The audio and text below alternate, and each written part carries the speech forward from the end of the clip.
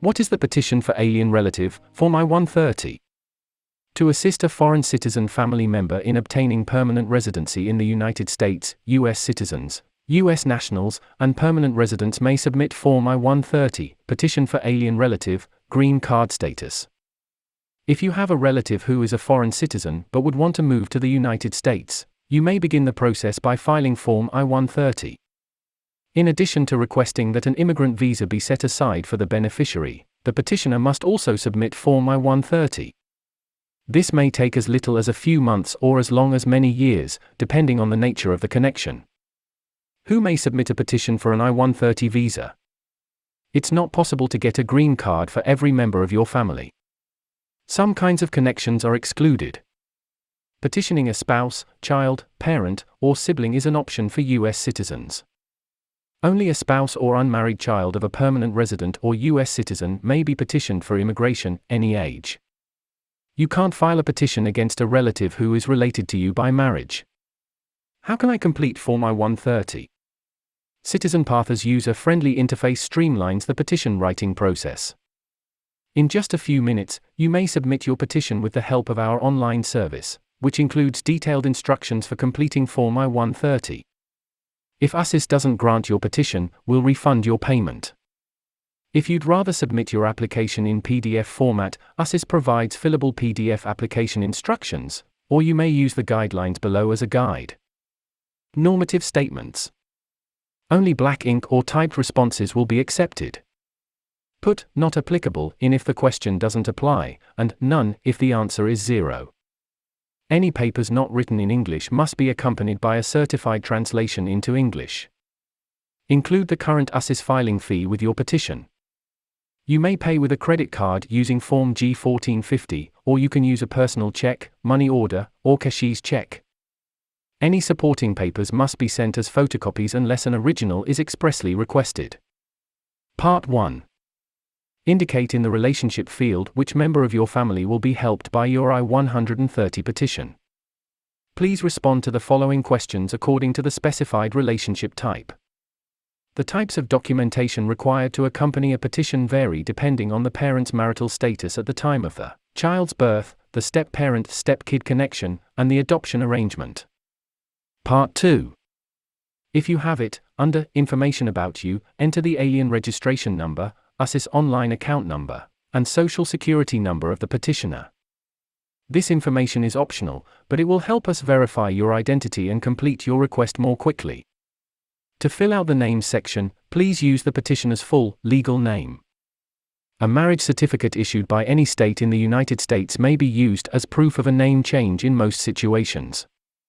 Provide all of the aliases and previous spellings of your name, such as a maiden name.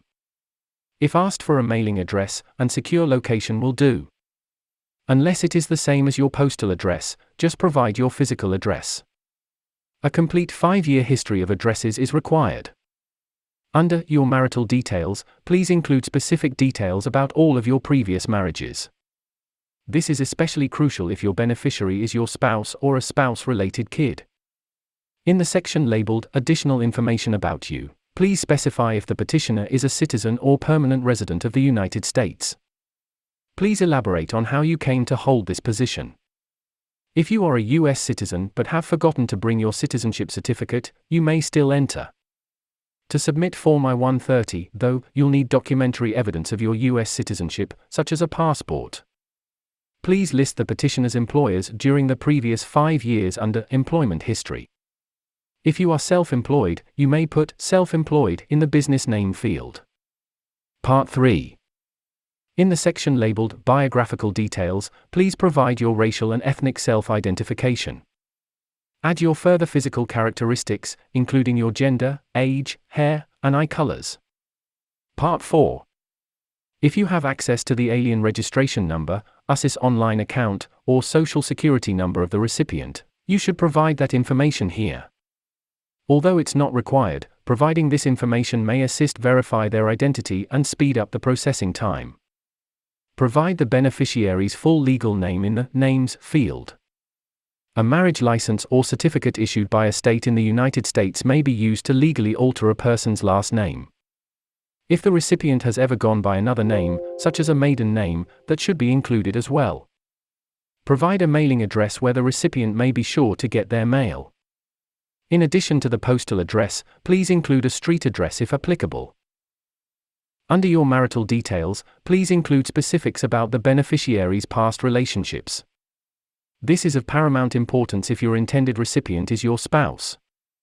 Spouses and children should be included in the beneficiary's family section, if applicable. While filling out Form I-130, children refers to any of the beneficiary's minor children. If the beneficiary is already in the United States, please fill out the section under Beneficiary's Arrival Information, with information on their arrival. The I-94 arrival and departure record of the recipient will include the majority of the necessary data. Provide the beneficiary's current job status under Employment History. If you are self-employed, you may put self-employed in the business name field. The final 4. Choose additional information if you have or will be filing other I-130 applications for family members. Provide as much information as you can on the topic at hand. The information asked will be used for the petitioner's statement. Provide USCIS with a valid email address and phone number in the United States where they may contact you. Petitioners should expect email communication from USCIS rather than phone calls. Use black ink to sign your petition. Petitioners signing their I-130s in the incorrect spot or neglecting to sign at all is a common cause of denial. Please provide relevant details for both the interpretation and the preparer positions. Be sure that Sections 7 and 8 are properly filled out and signed if you had someone else translate or prepare the petition for you. Appendix to Form I-130A. Form I-130, Petition for a Non-Immigrant Visa, and Form I-130A, Additional Information for a Spouse Beneficiary must be filed together for a spousal beneficiary. You may include any extra details about your spouse on Supplemental Form I-130. If the beneficiary spouse is already residing overseas, they are exempt from signing Form I-130A. This is a condensed version of the Form I-130 guidelines. We advise using either the downloadable USCIS instructions or CitizenPath's petition preparation service. CitizenPath walks you through each stage of the petition process. You will also get comprehensive filing instructions for Form I-130, including a list of required papers, their formats, and mailing addresses.